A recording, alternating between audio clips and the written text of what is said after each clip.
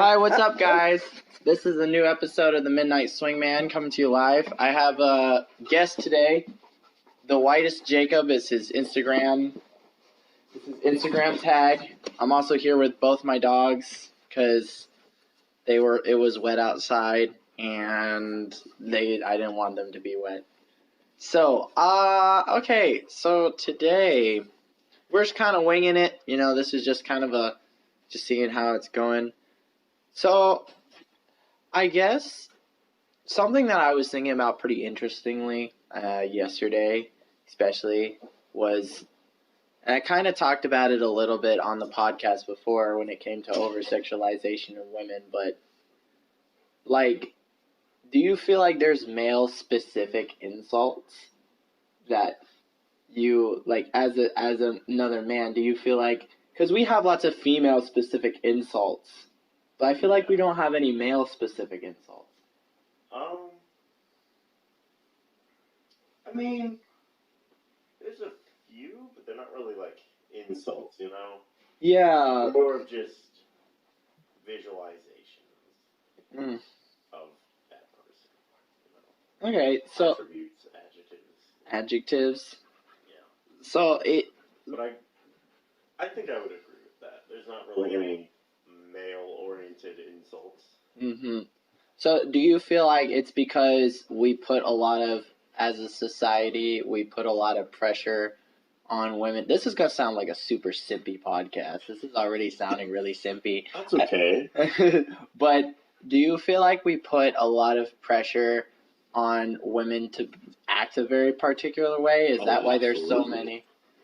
Absolutely, yes. What? Give me some examples of, hello, Zoe. She got mad. Some examples, like the easy example is the Christian faith. They want very specific, like, models for their women. They want the women to be the homemaker, you know? They want them to take care of the children, take care of the home, and pretty much be a housewife. They want the man to be the breadwinner, bring all the money. And I've seen that a lot, being of Christian faith. Yeah. That's one of the main things that comes to my head when I think about, like, societal norms for women. Mm-hmm. And do you think that's just because in, like, a lot of the Christian faiths that have came to America are, like, very heavily based on, like, the Protestant faith? Because I know definitely, like, the way our society is built, it is, like, a Protestant Christian. Even though a lot of people may be like, oh, well, I'm Catholic, like, it doesn't mean that the U.S. in itself isn't, like, a Protestant-based society, you know? A lot of our... And it's becoming more, you know, not this way, but a lot of our laws were based on Christian faith. You know, because at first we outlawed abortion. And, I mean, a lot of drugs were illegal or are illegal. Alcohol was once illegal. That backfired. And I think, but as the years go on, as a country, we become more fixed on the people rather than who the people are. Does that make sense? Kind of like we become more focused on people as themselves rather what we want them to be, kind of thing. Okay. Yeah. So, do you think that's why there's been, and not to be like, oh, libertarianism, but like, you know, do you think that's why there's so much of a skyrocket in libertarianism and like all that in the 21st century? Yeah, definitely. What? Because I've always had this theory that it was the individualism mainly came in the, like, 70s and stuff like that, too. Because I know, like, we really, as a society, like, we went very hard into individualism. Really opened up to individualism. Yeah. Trying to figure out who you are as a person. Yeah, as well as, like, appreciation for the female body. Oh, yeah. Which, not to make it it's not a sexual thing, but it's just, like, as, like, a truth. Do you think that, like, when it comes to the appreciation of the female body, do you think that the people who started the standards have became the people who we go against those standards? Because I feel like, because in the 70s, like, let's look at Victoria's Secret, for example, because in the 70s to the 80s, Victoria's Secret was kind of created as like a way for like women, like kind of like a female empowerment, like women can be sexy kind of thing. And I feel like we put that standard in those people, then became the image of what people don't want to be anymore, as kind of like, just like, how do I put it? Like, not romanticized, but like uniform. Like plasticized. Plasticized is a good word. Like cookie cutter people. Yeah. And so I feel like and I think that's a big reason why the standards definitely have changed a lot with female, like, attractiveness. Well, I mean, going back several years to when, like, what was it, Kylie Jenner challenge? When she got her, like, lips filled. And people started, like, sucking on bottles, trying to get their lips looking like that. And then now you see a lot of females that are trying, like, they're kind of wanting. I don't want to say they're wanting, but it's more of a look now, you know? Mm-hmm. Like, larger lips, and that's, I don't know. A lot of people are trying to fit in, like, I don't know how to say it. They're trying to fit in the way... Like the standard. Yeah. Like, how they think they should look. Mm-hmm. Yeah. I'm not one that has ever been on, like, trends like that. Like, any clothing. Like, I'm sitting here in jeans and a hoodie. Yeah. I'm not one for fashion. Yeah. Nor am I one for even just, like, the e-girl, e-boy trend. I hated that so much. Really? I really did. What did you dislike about it? It just, everybody wanted to be that way. And it's like, you can't just make yourself into something. You have to let other things influence you to become who you are. That's how I feel. Okay. I let my hobbies, I let my beliefs, and even dogs shape who I am. Yeah. Well, and I feel like that brings an interesting question in the fact, because there's been a lot of talk recently about people just disliking things because they're popular. Hipsterish. Yeah. Like, would you, because I mean, when it comes to, like, that hipster mentality, I think, like, it's okay to have an appreciation for things that are popular, you know what I mean? Oh, yeah. But I feel like, do you think? My opinion is, like, if I like something that, like, I like a lot of indie music, and I discovered, what was it? Really early on, it was, Wallows. Yeah. Yeah, like, I went on Spotify, and they had, like, 20,000 listeners monthly. Yeah. And now they have something of, like, 3-4 million? Yeah. And I think that's great, because that means more people like what I like. Yeah. You know? And that means I can talk to more people about it. And I know there are people like, oh, I wish so many people didn't know about this, because it's more of I get to appreciate it more because it's something that I feel is personal, which I also understand. Mm-hmm.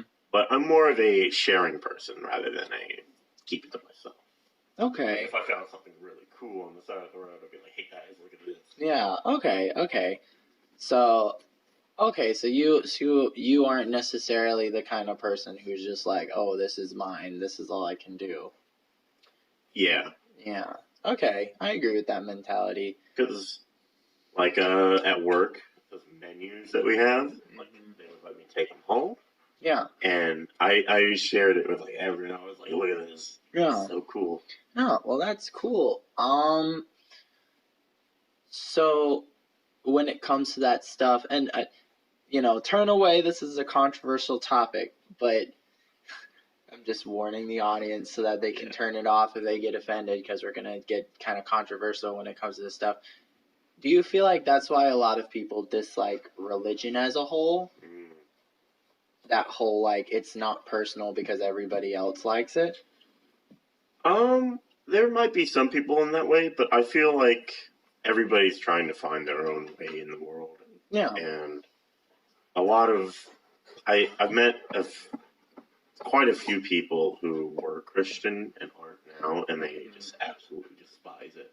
Yeah. Because I feel it's more of their parents or their guardian or whoever, somebody in their life trying to push that mentality and that ideology onto them. Yeah. But and it doesn't make them want to do it because they feel like they have no choice. I wasn't that way.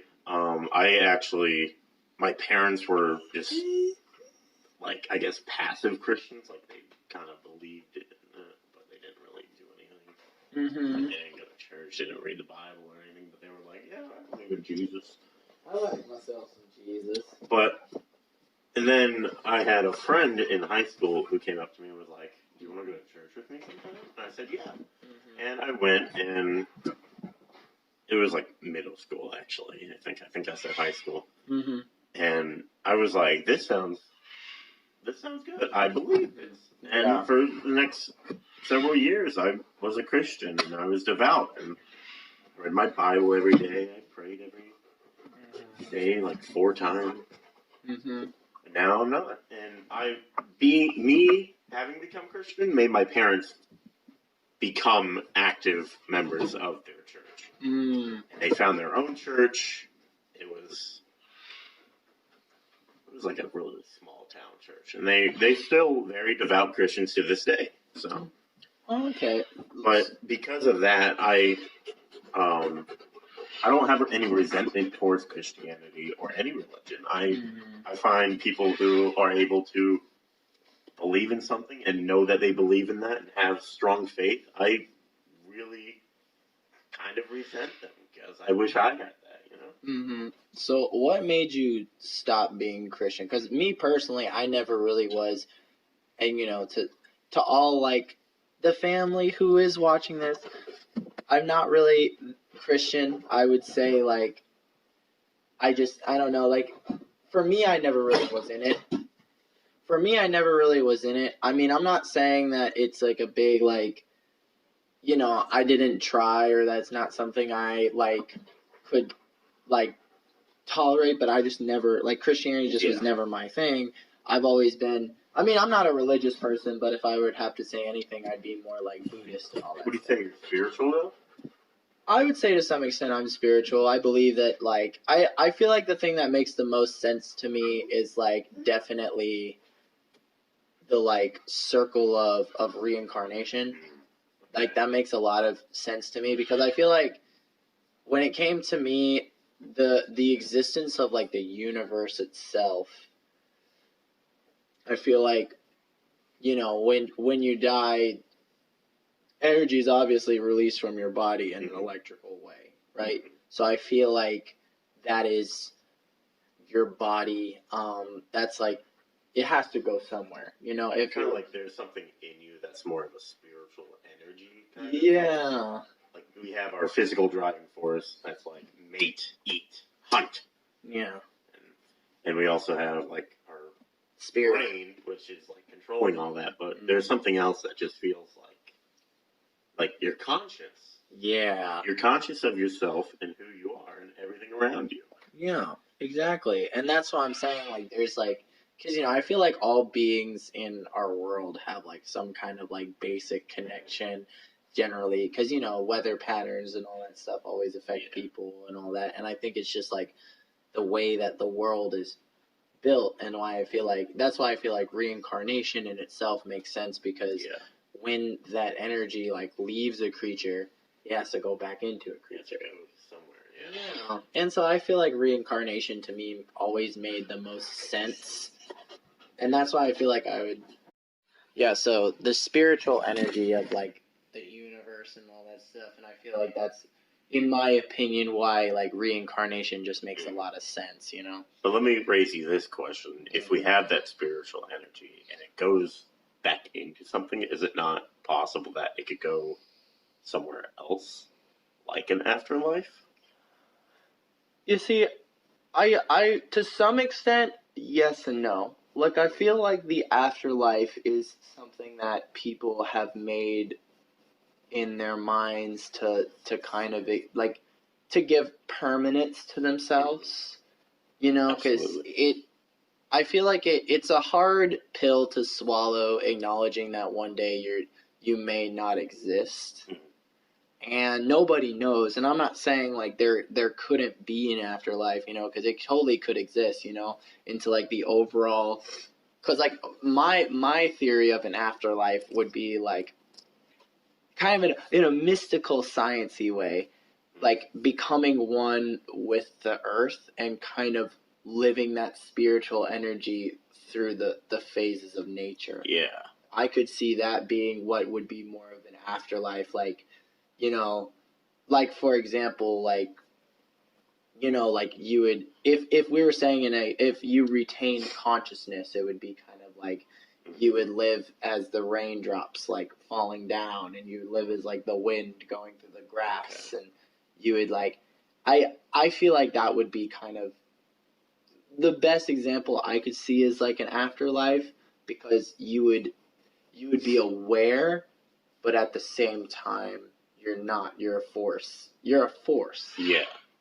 which that was what I could really perceive as like an afterlife, which would kind of justify like, you know, why we have the Earth patterns that we do. Yeah. But obviously there are scientific reasons why we have those things. But I'm just saying in the existence if we did have an afterlife. Okay. Yeah. Yeah. I can see that. Yeah, being one, being one with the universe, man. Okay. Yeah. So to bring it back around, Mm-hmm. you said Buddhism Yes. is something you would like understand more, I guess. Or Yeah, like relate to her more as a spirituality. Yes. Okay. Why is that? Like, why specifically Buddhism? Just the thoughts that they have about.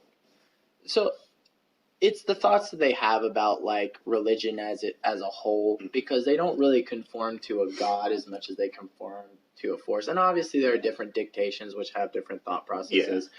But when I was in college, I did a lot of research into that, and I got introduced to it through Hinduism, because I don't know if I ever told you this, but when I was doing a really hard religious track, I met a monk, like a Hindu monk. I think you've told me this. Yeah. Yes, I met a monk, and he gave me a lot of books. Which, if he's listening to this, you're really cool, and I gave you some money, but you should totally come by and bestow some Hindu wisdom on my show. But I met this man, and you know, he was just walking around. He was just a traveling monk. He just didn't wear any shoes. He was bald, and he just like gave me a bunch of books and was like, "Yo, you want to learn some Hinduism?" And he gave me a whole Bhagavad Gita and all that stuff. And then I think that kind of got me into the looking into Asian religions more. And then I, of course, read the story of Siddhartha. In case, do you know who Siddhartha is? Yeah. Okay, yeah. So for all of our audience members who don't know who Siddhartha is the guy who is sitting, who all the statues of is Siddhartha. He's the original Buddha.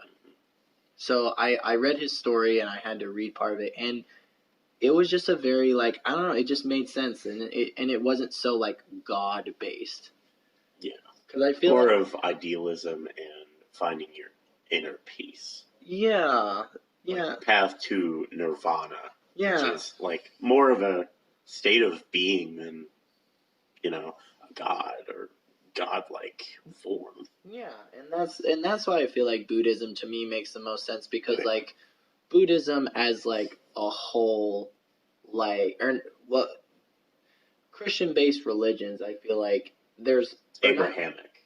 Abrahamic, and not just Christianity, but a lot of religions. There's always like a big, like the head honcho. Yeah, the head guy, and like that, and nothing against people who believe in this stuff, but it's just, I just never really could see a corporeal, like an aware force. Yeah, something that has control over everything. Yeah. personally, I don't see that, but I could see multiple things, not like paganism, like Greek and, Yeah. not like multiple gods, but like multiple driving forces that are working together, yet are their own separate entity. Yeah. Not more of a god, but more of a, like A nature. force. Like nature would be one of those forces, but then there's other stuff like matter and stuff. I don't know how to explain it in words. It's like the forces of nature, pretty much, like matter, electricity, all that stuff. Yeah, kind of. Yeah, I could see that. I could see that as well. Mine is just I believe in that one. Like, I don't believe in a head honcho. I just believe in like a general force. Yeah. Like an overall existence of like us as a world, that we go up and we live in this force of the universe. So going back, have you ever thought about just being a monk? No. I have. I've looked into it. It's actually not too easy. Yes. And I've thought about, like, what if I just leave behind everything and just study, become this person who just follows a belief. And I could see myself doing that. In the present moment, I could, because I'm not too really tethered to anything. The only thing like keeping me in society really is like, I guess, the people around me, and I guess societal norms, like just get a job, get somewhere to live and stuff. Yeah. But I am perfectly content having like a room, and like that's it, just a room to myself, and even I could see myself with less than that, and I would still be pretty content. I would definitely say something that is holding me back is just probably the internet. The internet? Yeah, definitely. Having that, like, power of knowledge in my hands, like my phone. Like, I love being able to just go to these places on the internet, like YouTube, Wikipedia, and just learn stuff. That's really cool, because we have all of the knowledge of humanity in the palm of our hands. Yeah. That's just, I am baffled by that. So like sometimes, because if you look back, even just 50 years, 1970, right? That was, people couldn't do that. You'd have to go to the World Book. Yeah. True. That was crazy. And even those don't have like 1,000th, a millionth of what we have. And it's insane to think about sometimes, just how far we progressed in the past decades. Yeah, it is very crazy to think about, and what I present to you as like a counterpoint to your thoughts about what you couldn't give up because of the internet. I feel like you could always go to college for something like that, because I feel like in this generation, going off of what you're saying, just because of the access to human knowledge, it's so much easier to become like a monk and stuff like that, because a lot of monks like use the internet and stuff like that. Yeah. So it's a lot easier to become a monk.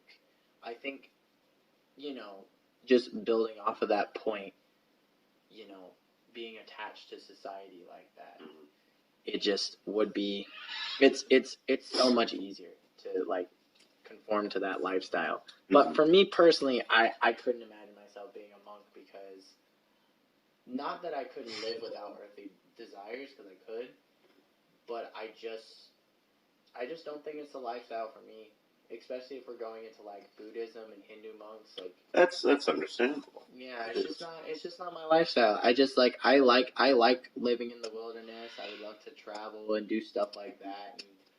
But I just don't think right now it's my thing. Maybe later in life, if I meet like a monk, or like maybe if like, I don't know, maybe if there's some kind of like divine change in my life, I'll consider it. But that's how a lot of people, like strong faith people, say they got into that religion or ideology is Yeah. from some divine intervention, you know? Or not even just a divine intervention, but just like a point in your life where you're like, this is what I want to do. Yeah. You could be at a high or a low, and it can just come to you, and you wouldn't. Yeah. It would be life changing. Yeah, exactly, and that's why I feel like. Yeah, and that's why I feel like for me, it's not my time to like do that. I'm not saying it's not a possibility, but I'm saying like for now, Yeah. it's not something I want to do. But going back to your point, this is going to be a lot of people are probably going to listen to this podcast and be like, this is a lot of topics that they're talking about. Yeah. It's okay. It's just a discussion podcast, so I think people will enjoy it. So coming back to that point about because we were definitely talking a lot about like becoming a monk and all that stuff, and going over like the internet and things. Do you believe that there'll be a point in life where intense like religious leaders and stuff like that are mainly only going to use the internet like they are now? Because a lot of them are like because of the pandemic and all that stuff, a lot of monks now are not like. So yeah, going back to our original point that we were talking about, when it comes to monks and stuff like that, do you think that we'll eventually get into a full digital society where like digital based religion and only digital, no like physical temples or meetups? Yeah, and I can't see that happening in the moment or in the next even like few decades, because just religion is so based upon community and coming together that it's very, very difficult to do digital religions. And like the idea is kind of, it's a bit far-fetched. It is.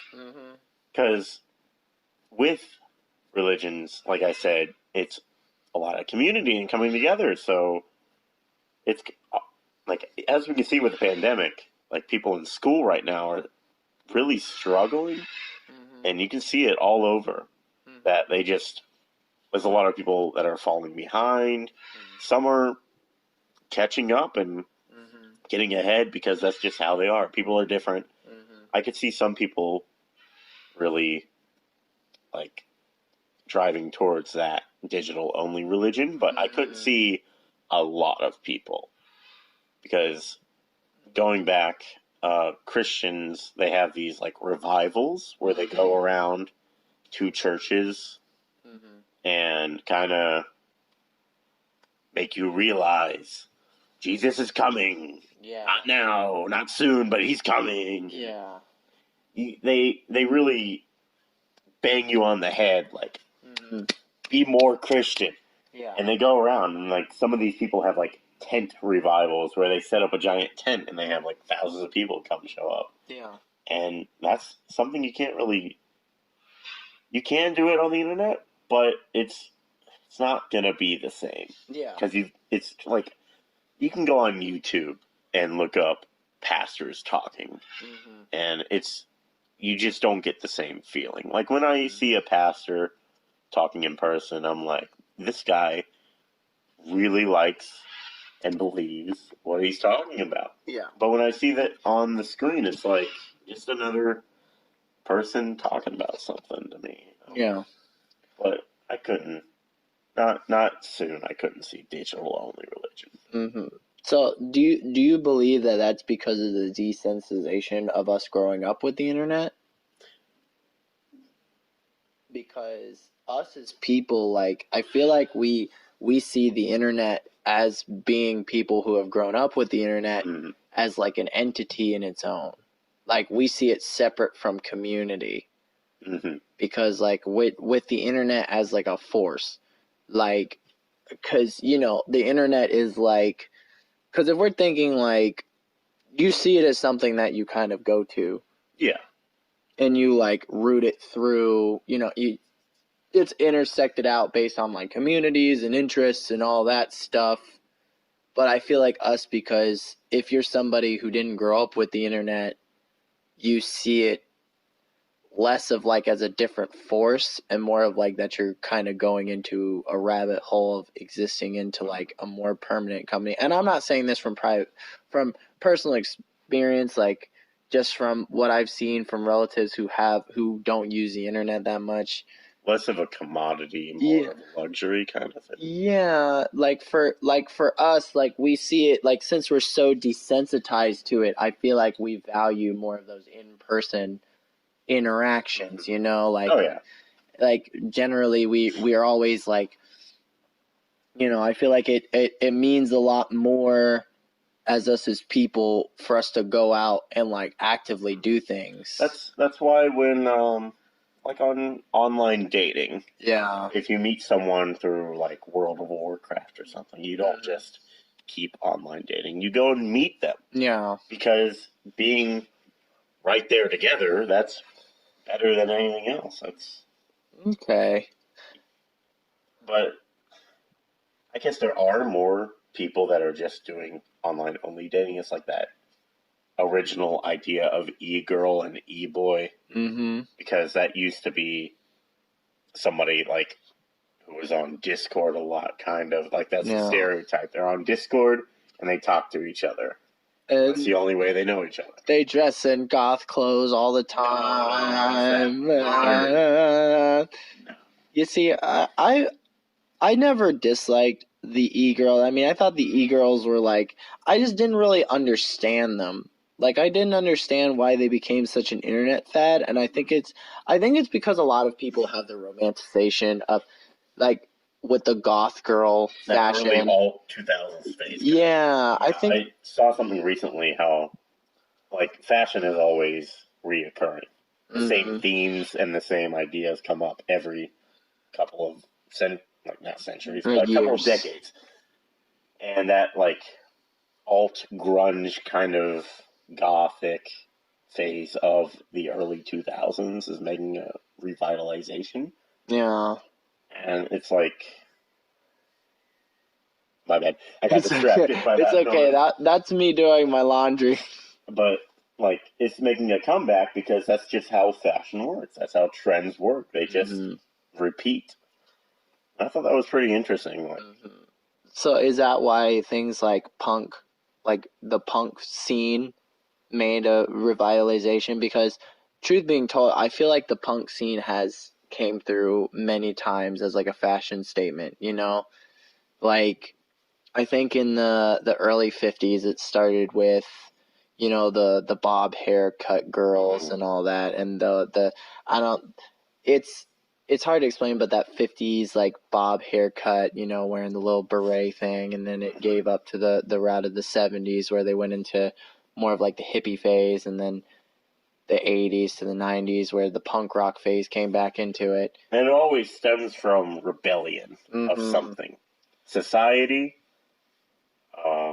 authority, and even just parents. I guess that's more of authority though. But those are the big two: society and authority. Like separating yourself from everyone who acts the same, and separating yourself from the people who you think are controlling you. Okay, so do you believe the reason that we do that is because people want to be different from their parents? Oh, absolutely. Yeah. People really don't want to become their parents. They don't want to become their dad. Yeah, and I agree with that too, but I also agree with the fact that sometimes people seek familiarity, like in with their parents as well, but they want to be different. Like they want people who are like their parents around, but they don't want to be their parents. Yeah.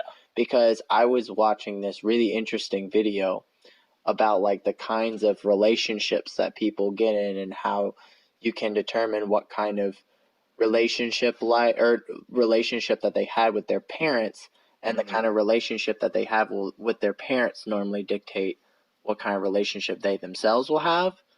Like if you were in an abusive relationship with your family, or you got very accustomed to someone just not really being around or anything like that, you'll tend to go more towards lovers who aren't really around as much and who Yeah, because it's like it's like I generally say, because I watched this video and I'll try and find it and I'll link it in the description, but it's literally a video that says like people don't always.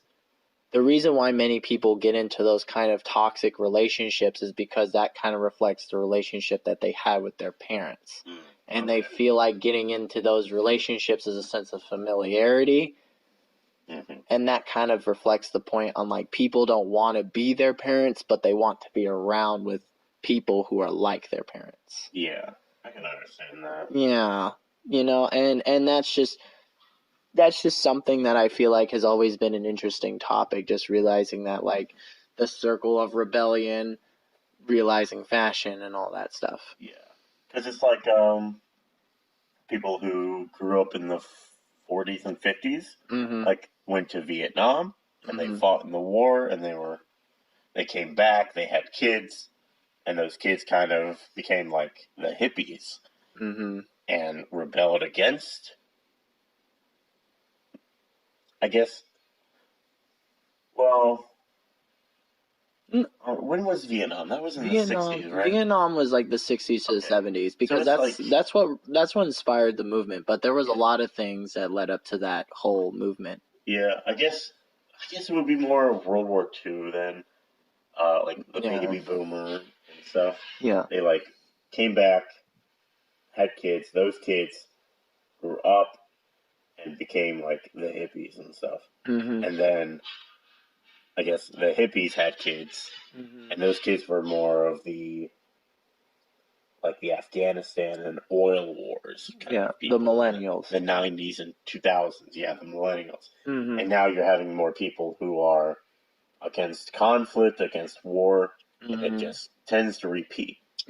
So do you believe that Gen Z will have more of that mentality, or do you like they'll try and rebel against us as millennials? Because I know with the millennials there was this whole generation of kind of like this overwhelming like dissatisfaction with life, because and I know that's like a joke with the millennials that they're just not satisfied with life because the introduction of the internet. Do you believe that Gen Z is gonna do stuff, is gonna be try to do stuff that goes against that mentality, and they'll try and rebel in their own way? Try to find a purpose and satisfaction in their life, maybe? Is that what you mean? No, like do you believe that they will create their own sense of rebellion? Oh. I think so, yeah. Okay. Yeah. I can't think of what that would be. I was just about to introduce you into that. So do you believe that's why a lot of, and not to like throw shade at people, all the Gen Z people out there, because I want you to watch. I'm Gen Z. He's Gen Z, so I'm going to watch. I'm your representative. Yeah, talking shit to this Gen Z. So do you believe that's why a lot of Gen Z people during our pandemic are having these huge parties and like having these huge gatherings and stuff? Is it the Gen Z? It's mainly Gen Z. It's like 19 to 20-year-old TikTokers in LA. I've not seen that. Well, really? No, I haven't. You should. But that's interesting. Yeah. You should look it up, because I was there's been a lot of TikTokers having these huge LA parties. Like California just went back into quarantine because they're having so many parties. Yeah. So do you believe that that's kind of their sense of rebellion in a way? Maybe it could be, but it's also that like wanting to go back to normality, like being able to understand what's going on around you. Because with this pandemic, it's just so tough to do anything we're used to. And that's why you see all these businesses trying to stay open. They they don't want to lose their money. Yeah. But it's also like we can't really handle that giant change. We're not ready for that in any way. Yeah. Which people want to bring back. And they can't. Yeah. And when they try to, they just delay it. Which sucks. So Yeah. So, okay. So building off of like a devil's advocate kind of thing, so you don't believe that it could be maybe like the people, like the 2000s Hollywood fixation, like people who are looking for that, they don't see it as like their chance to become like those people that they used to see on TV? Because there was that whole time in the 2000s where they were like celebrity, watch out, and the paparazzi chasing them around, because a lot of those kids are using the TMZ era. Yeah. Like a lot of, because TMZ is still like they're now looking to TikTokers for that. They are. They really are. Yeah. That Bella Porch girl. Yeah. Like Yeah. The paparazzi follows her around sometimes. Yeah. Like just famous TikTokers. Yeah, they are. Yeah. So do you believe that sometimes those people are doing it to become like those people, or do you believe In a way, I think so. in a way being enforced by like what trying to get fame? Yeah. And like trying to become like the people that they saw on TV. Mm-hmm. Yeah. Absolutely. Yeah. Role models and influencers. Yeah, and stuff like that. Okay. Because like the not Logan brothers, Paul brothers. Mm-hmm. Back when they first started on YouTube, they did stupid crap, and like people were like, "Oh, this is the new generation's Jackass." It's like, no, it's not. They're just bad people. They're sociopaths. Yeah. They are sociopaths doing awful stuff. Yeah. Jackass is just a bunch of friends doing stupid shit because they wanna. Yeah. And it's just such a difference between the two. But people are making those connections because bodily harm. Mm-hmm. So what makes what the Logan Paul brothers do different from what Jackass does? Because not. Oh, wait. Well, like I said, like Jackass is them having fun because they just like having fun and doing stupid shit. Yeah. But with the Paul brothers, it's always for the views, for the clicks, for Yeah. That's why, like Jackass, Steve-O and Johnny Knoxville and all them, they would never film a dead body. Yeah. They absolutely know what's wrong with that. Yeah. But Logan Paul didn't. And he went ahead with it. Yeah. And that's kind of like, there's a large disconnect between knowing what's right and wrong to do. So I think that's like the main difference. That's the main difference, is that with them, they're more like a localized, like... They understand. Yeah. They understand the standards. They understand social concepts and understanding that, like, what the human body can take and what you should see, because they cut out a lot of stuff. Yeah. A lot of stuff. But like the Paul brothers in that early stage were just doing stuff just because it would spark a reaction, I think, and give them views. It's always about the views when it's on YouTube. Yeah. So, do you believe that the Paul brothers have made a change of any kind? Do you believe that they're better now than they used to be? A bit. I feel like Logan's changed more. Jake is still the same. Yeah. Because I think he just, like, what was that, today or yesterday? It was that fight with that guy. Oh, yeah. He won. The Family guy, right? The dad? I don't know. I don't know him. It was like... He was in, like, the NBA or something? Was he, like... I think he was the guy with those kids, because he, like... There was, like, that family... The Ace family. Maybe. Because it was... Sure. Because I do remember that. I was watching that on the news the other day, where the Ace family, like, he had, like, Jake Paul had, like, called him out, and then... Yeah, Jake is doing that for the attention, though. Yeah. It's obvious. Yeah. He's getting on, like, he's trying to... And then after the fight or something, he called out, like, Conor McGregor or something. Just, yeah. You're not going to do it. Yeah. Like, he knows he's going to get beat the crap out of, Yeah. but he's thinking about the money. So, do you think that not only is he doing it for attention, but do you believe that he's trying to reinstate his career as a fighter? Like, as a professional fighter? Or is he, like wrestling, like professional wrestling?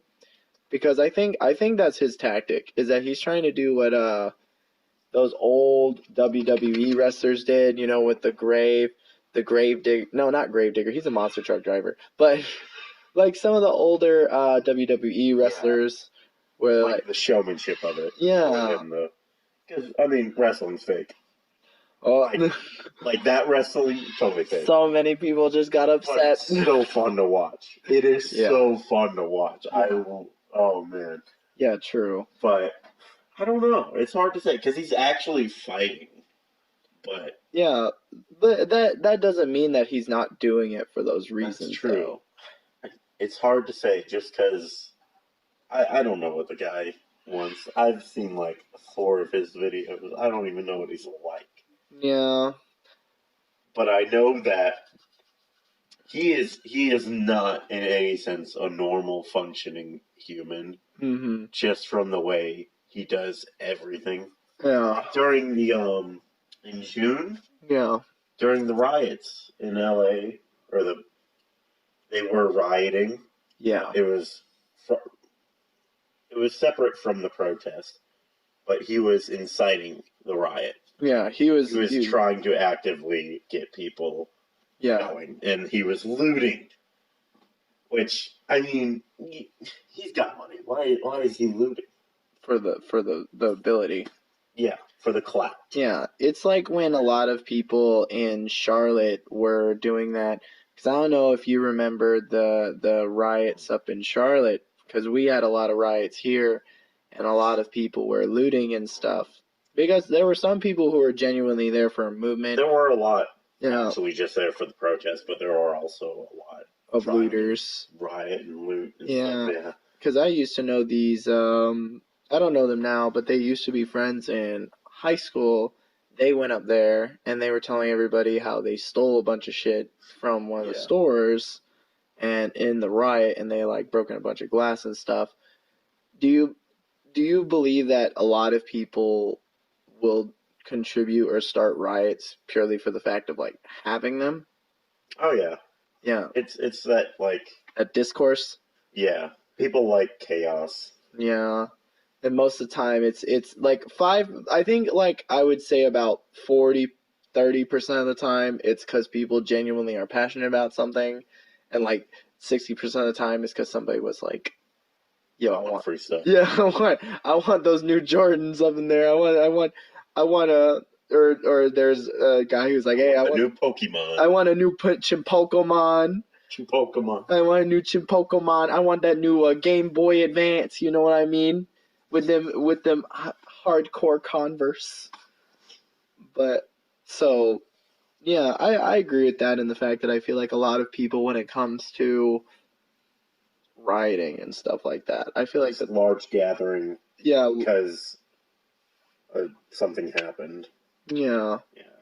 And that brings up my counterpoint of, like, do you believe that, because I know with the riots of Seattle, when there was that whole thing, do you believe that there were a lot of people there who not genuinely supported it, but do you believe that a lot of people who were there actually supported it, or were only there for the memes? I can't really say about that one because I that was a period where I wasn't really going on, like, the news or anything. I was just trying to focus on me. But I can't really say anything about that one. Yeah. Okay, I respect that. Just because I'm not informed of it. So. Yeah, I respect that. I was just asking because I was watching some stuff about it the other day, and they were having a discussion about it, and I thought it was fairly interesting about, because they're, like, they pretty much established a whole little community in there. Yeah. Oh, you're talking about, yeah, okay. What did you think I thought? I don't know. I thought there was one more recent, like last month, that happened in Seattle. No, I was talking about the one where I still don't know a lot about that either. Oh, okay. And that's probably one I'm thinking of. Yeah. I still don't know a lot about that. That, like, what do they call it? It was something. They called it something. Yeah. But I know what you're talking about. It was like an independent zone. Yeah, Had like a few city blocks. The independent zone, yeah. Yeah. That was weird. Yeah, I thought it was, I thought the idea behind it was interesting, but I also felt like it in itself, I felt like was not very well executed. No. Purely for the fact that, like, again, it goes into that mentality of, like, I feel like sometimes people, when they don't know what they're actually getting into, they just kind of do it for the discourse. Yeah. They do it purely for the memes. Yeah. It's like when everyone tried to raid Area 51. Like, it's just like, you do it for that was totally different, man. That was funny. I know it was just funny, but I know they're completely different things, but it's just, I like talking about it because that was one of the better times of American history. That was funny. Yeah. Everybody, like a ton of people showing up to a military compound. Yeah, just to, like, fucking do some crazy shit. Mm-hmm. Yeah, man. It was gnarly. Like, I was watching this YouTuber named Atozy, and he was like one of the main people who started the meme, and he has the spacesuit that he wore in the desert outside of Area 51, and, like, it was great. We got up to 51 minutes. 51 minutes. 51 minutes, almost a whole hour. So what else do you want to discuss on the podcast for these last, like, 9 minutes or so? Trying to think of something like Twitch. Twitch? Yeah. What about Twitch? I don't know. Do you watch Twitch? I do. I partake in some Twitch. Do you think? Okay, so going back to our original conversation about the sexualization of women. Oh, like the titty streamer stuff? Yeah. Yeah. Do you think that there's been such an influx of Twitch streamers with the titty streamers who are directly connected to OnlyFans? And do you think that's why OnlyFans became so popular so quickly? There are several, yeah. But OnlyFans, it's more of... Because the porn industry is awful. Yeah. There's a lot of problems with it. Because there was, like, that big controversy about how these girls were getting flown out to, like, LA or something, and then they go to a hotel room, and the girl would think it's like a swimsuit model and stuff. And then the guys are like, all right, get naked, we're going to have sex. And if you don't, you have to pay for the flight and the hotel. And then they don't have that money, so then they have to. And then everything from that company, like, gone. It was gone off all the major sites. And that's just despicable. Yeah, so... But OnlyFans, it's that you make it yourself, you do it yourself, and it's, like, privated. So, in a sense, it's better. It is better. I will say it is... I would rather support that. I don't really watch any of it, so I would rather support that than any other, like, porn site or anything. Yeah. So is that because the sex industry now has become so enveloped in sex trafficking? I think so. Okay. Yeah. So building off of the sex trafficking thing, then, how does it feel to live in one of the main capitals of sex trafficking in the entire world? I know, that's crazy. Yeah. It's insane. Charlotte is so... I don't know, because I have never met anyone who's experienced anything like that. Like, they've never, like, even small things I haven't, like, if I have, nobody's ever told me. Yeah. Which I'm okay with because they're probably uncomfortable about talking about it.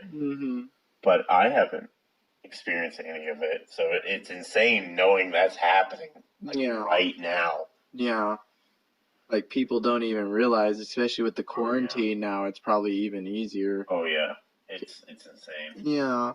Which then brings up a scary thought, like, you know, as a person, Mm-hmm. do you believe it's like, not like to say anything that women can't defend themselves, because they can, but do you feel like there's more of like a fear to let like younger women go out later at night, especially in our town? Even not just even younger, like just like women in general. Middle-aged, older, like Yeah. you see a lot of, like I know a lot of girls with mace on their keychains. Mm-hmm. Like we have a few coworkers that do. Yeah. And I mean that's insane that they have to go to those lengths. Mm-hmm. It's yeah. Which I feel like it just goes back to that whole like over sexualization of women in society, and the fact that, because I've heard a lot of this talk about rape culture, and I feel like that's kind of why rape, I mean, obviously, like, rape is becoming a lot less normalized through people becoming aware of it, but I feel like that's kind of why rape is like so common now, or not so common, but it was so common like many years ago, because like when I started dating someone for the first time, and I'm not gonna say who they were, but like we were talking about consent one time, right? And I found it crazy that they didn't just, that it wasn't expected for somebody to give consent.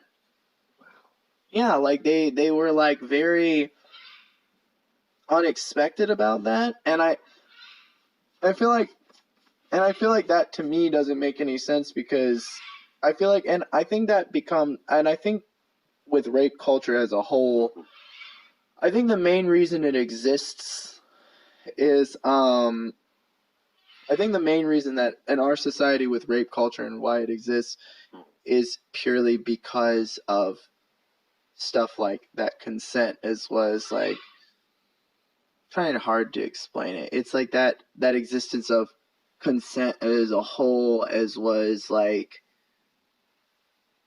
I don't know, consent as was just like the non-normalization of like it, and becoming like when people got married back in like the 50s, 40s, 30s, and all that. Yeah. It was kind of like what happens behind closed doors is their business. Yeah. And like turning a blind eye. Yeah. You see like women who were unhappy in their marriage because their husband was just kind of an asshole and did stuff that she didn't like, but now it's more, if something like that happens, somebody's going to say something. Yeah. It's more likely for someone to say something. Yeah. And it's more likely for the woman to, like, I guess, leave. Yeah. But there is that, like, not really Stockholm syndrome, but I mean, there are some people who cannot leave their abuser for some like psychological reason. Yeah. But you see more people who are open about that today than back then. Yeah. And do you believe that, and going kind of on that whole like Stockholm syndrome, falling in love, all that stuff like that, and like not necessarily wanting to fall in love with their abuser kind of thing, or falling in love with their abuser kind of thing. Do you think that it's because of that, pulling into the male side of the rape culture? Do you believe it's because there's a lot of pressure on guys as a society to be masculine and to take what they want, and that means that they that enforces that rape culture? It's toxic masculinity. Yeah, the toxic masculinity of enforcing the rape culture. Do you believe that that's kind of why rape culture is so engulfed in our society, is because of that toxic masculinity? Yeah. Okay. Yeah. Okay, because do you think that it makes you lesser of a man to do you think as a person, like, that it makes a man lesser of a man to want a woman to actively, like, pursue them and to ask, like, to make it known? Like in the sense of, do you think that the man should always be the first one taking the first move? Okay, so I have never been the one to make the first move. Really? No. I am so bad about that. Really? Maybe a few times. Really? But most of the time I don't because I suck at it. I'm absolutely so bad. Mm-hmm. That's because, like, until I was like 8, I didn't really have a father figure. Mm-hmm. So I didn't have anyone to teach me that. And even then, my stepfather was kind of distant until the past few years. Mm-hmm. So I didn't have anybody to teach me, like, this is how you treat women. This is how you talk to them. This is how you approach them. Yeah. Say these things. Don't say these things. Don't say these things. So I kind of had to learn on my own. And I've just learned I'd rather wait for the right person that I know, like, I know I want to be with them. Mm-hmm. And then if I meet someone like that, Mm-hmm. then I definitely would approach them. But so far, I haven't met anyone that I'm absolutely like engulfed with. I want to be with. I want you. Love me. Attractive girls where I'm like, dang, damn, she's really attractive. Yeah. Be more than lucky to be with her, but I'm not going to pursue her because I don't care. But Yeah. I don't really make the first move a lot. Okay. I'm also really dense on that subject, so. Okay. Because I know with me, I'm normally the one to initiate, and I think and, like, not saying, because, with in society, like, and nothing against girls, sometimes, like, somebody's really passive, and it's the same with guys, but there's always that mentality of, like, you gotta be a man, you gotta take the first move. Guys gotta do it first. Yeah. They gotta approach her.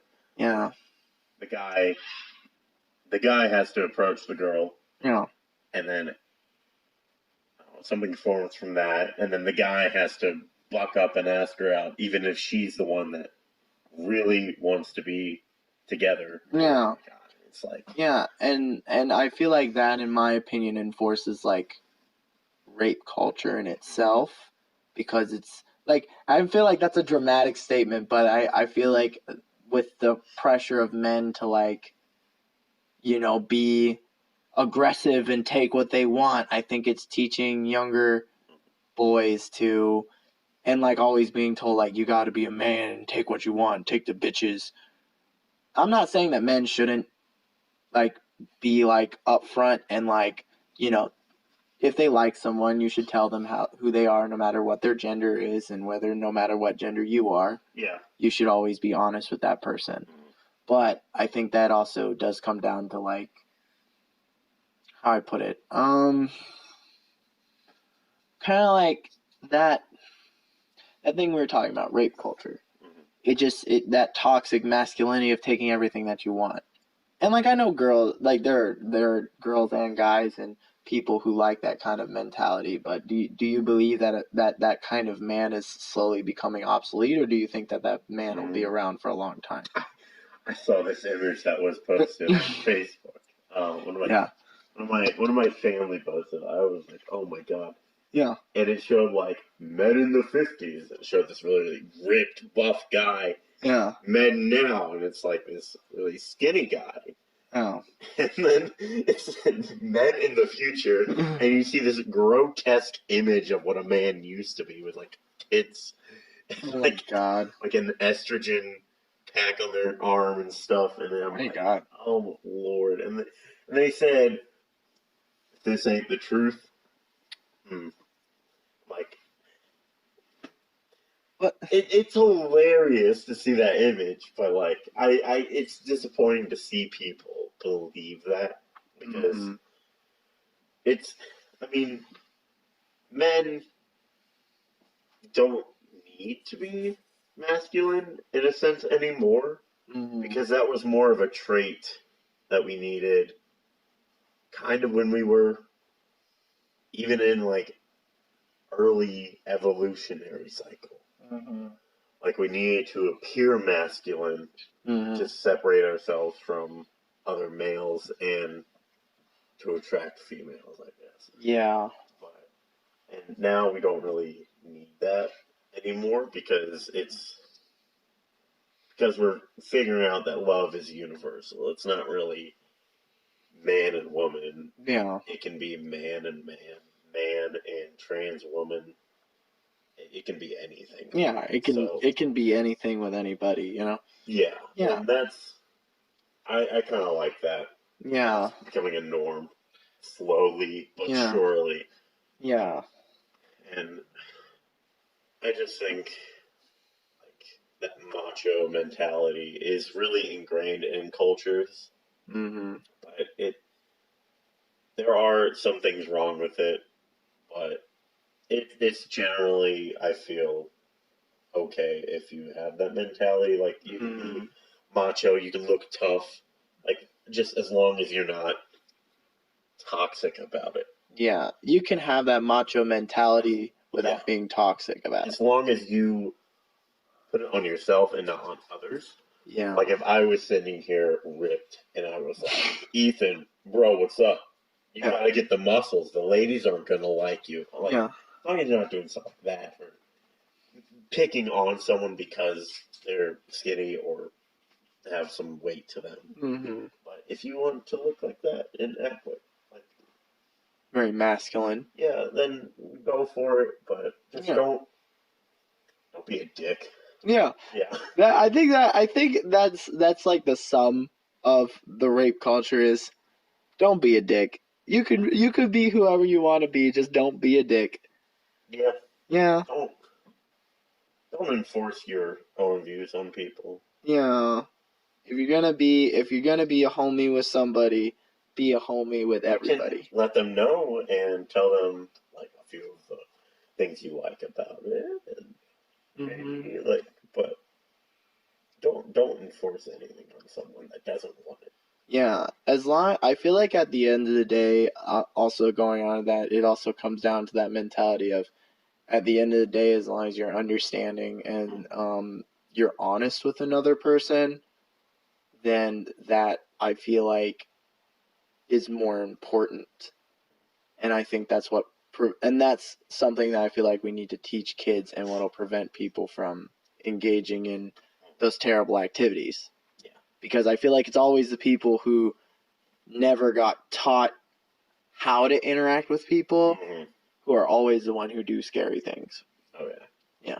They're always the ones. It's always that like psycho documentaries and stuff where they like deep dive into these like serial killers and these like criminals, and they go through like a psychiatric report and stuff, and they're like, well, they had this, and this, and they didn't have a father.